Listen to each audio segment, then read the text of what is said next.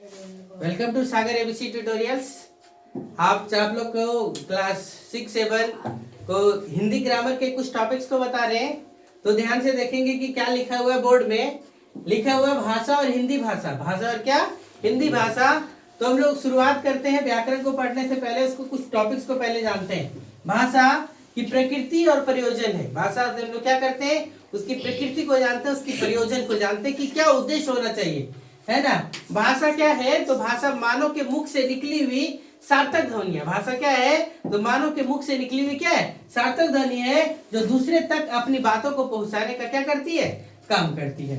भाषा का मुख्य कार्य क्या है, वक्ता की बात को क्या करना, दूसरे तक पहुंचाना। जैसे हम बोल रहे हैं तो आप लोग को क्या हो रहा है, सुनाई पड़ रहा है ना।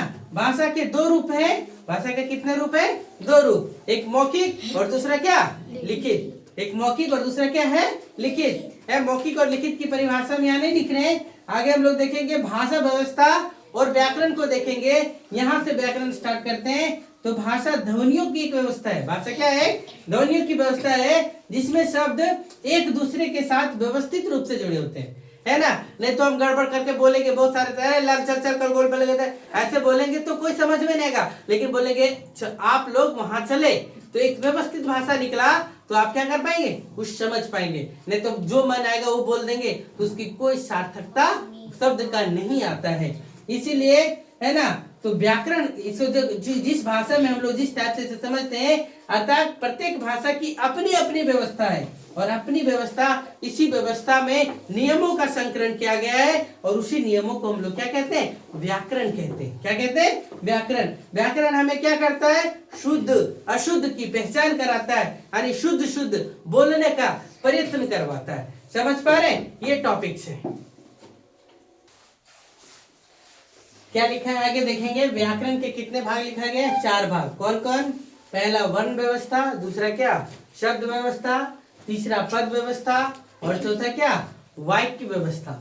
वर्ण व्यवस्था क्या है, वर्ण व्यवस्था इसके अंतर्गत वर्ण का उच्चारण, वर्ण का लेखन है ना, और संयोजन के नियमों की चर्चा की जाती है। किसमें, वर्ण व्यवस्था में। दूसरा है शब्द व्यवस्था। शब्द व्यवस्था में इसमें क्या, शब्दों के स्रोत के बारे में, उसके भेद के बारे में, उसके रूप रचना के बारे में का अध्ययन किया जाता है। तीसरा है पद व्यवस्था। वाक्य में प्रयुक्त होने पर शब्द पद कहलाता है। पद व्यवस्था के अंतर्गत पद तथा उसके भेदों, उसके रचना आदि का अध्ययन किया जाता है।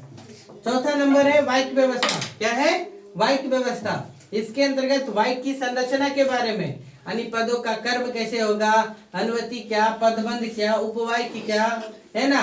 वाक्य के भेद को पढ़ेंगे, वाक्य के रूपांतरण, विराम चिन्हों का अध्ययन करेंगे, कहाँ क्वेश्चन मार्क, कहाँ ये, कहाँ वो कौन सा चिन्ह लगेगा, है ना। हिंदी भाषा और उसकी बोलियां, आगे टॉपिक्स क्या है, हिंदी भाषा और क्या उसकी बोलियां।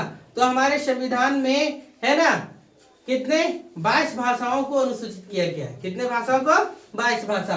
कौन कौन है, असमिया, उड़िया, कन्नड़, कश्मीरी, कोंकणी, गुजराती, डोंगरी, बोडो, मैथिली, तमिल, तेलुगु, नेपाली, पंजाबी, बांग्ला, मराठी, है ना, मलयालम, सिंधी, संताली, उर्दू, कौन सा, उर्दू, है ना, और हिंदी। ये संविधान में स्वीकृत क्या, मुख्यतः 22 भाषा है। बहुत सी सारी भाषा है, लगभग हर एक को लोग बोला जाता है ना, देहाती भाषा में प्रत्येक कोश में बोलियां चेंज हो जाती है ना। तो 114-15 को भाषा को अंगीकृत किया गया है, लेकिन सबको किसमें, 22 भाषाओं में जोड़ दिया गया है। समझ गए, रुक